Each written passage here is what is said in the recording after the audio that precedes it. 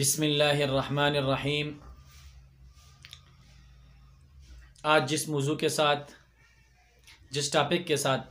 میں آپ کے سامنے حاضر ہوا ہوں، بہت سارے احباب نے اس کے حوالے سے پوچھا کہ ایسا کوئی وظیفہ ہو کہ اگر کوئی جانور یا کوئی زہریلا سانپ یا بچھو انسان کو کاٹے تو اس کے لیے اس وقت کیا ہونا چاہیے۔ ہم یہ نہیں کہتے کہ ڈاکٹروں کے پاس نہ جائیے، ڈاکٹروں کے پاس جانا فرض ہے اور ڈاکٹروں کے پاس جانا چاہیے، اور ہم اس کے انکاری بھی نہیں ہیں، لیکن اللہ تعالی نے جس طرح قرآن میں شفا رکھا ہے، احادیث دعاؤں میں، اور جو آپ صلی اللہ علیہ وسلم کی سنت ہے، صحابہ نے جس پہ عمل کیا، تابعین نے، تبع تابعین نے، فقہا نے، تو اسی طرح ہم نے بھی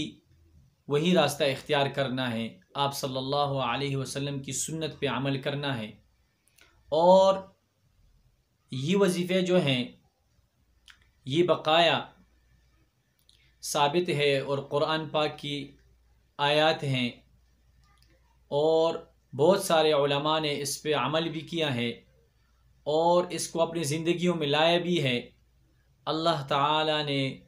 انہیں کامیابی سے نوازا ہے۔ تو بہت سارے لوگ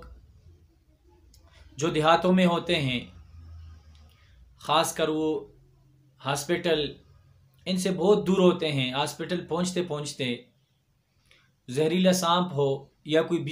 بچھو ہو جس نے اس کو کاٹا ہو، تو ہاسپٹل پہنچتے پہنچتے وہ زہر جو ہے وہ جسم میں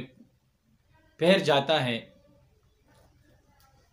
تو زہر پھیلنے کی وجہ سے اس کو نقصان ہوتا ہے۔ تو میں آج آپ کو جو وظیفہ بتا رہا ہوں، جو دعا بتا رہا ہوں، یقیناً بہت ہی مجرب وظیفہ ہے، اور بہت سارے احباب نے اس کو خاص کیا ہے اور کتابوں میں بھی لکھا ہے۔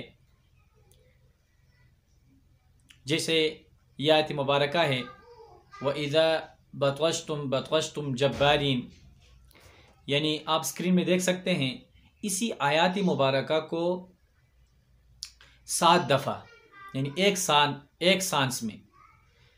سانس میں اس کو 7 دفعہ پڑھ کے، جس جگہ بچھو نے، سانپ نے یا کوئی ایسا زہریلا جانور ہو کہ اس نے کاٹا ہو، تو اس کی جو جگہ کاٹی ہو تو اس کے ارد گرد شہادت والی انگلی سے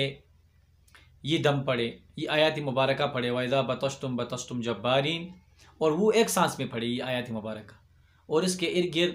انگلی جو ہے وہ گھمائے اور یہ دعا پڑھے اور اس کو دم کرے۔ انشاءاللہ اللہ تعالی نفع بھی دے گا اور اللہ تعالی شفا بھی دے گا۔ اور یہ بھی دعوے سے کہتا ہوں کہ انشاءاللہ ہاسپٹل کسی ڈاکٹر کے پاس بھی جانے کا موقع نہیں ملے گا، کیونکہ میرے اللہ نے کلام اللہ میں بہت بڑی شفا رکھی ہے۔ تو آج کے لیے اتنا ہی تھا، پھر انشاءاللہ ملیں گے۔ السلام علیکم ورحمۃ اللہ۔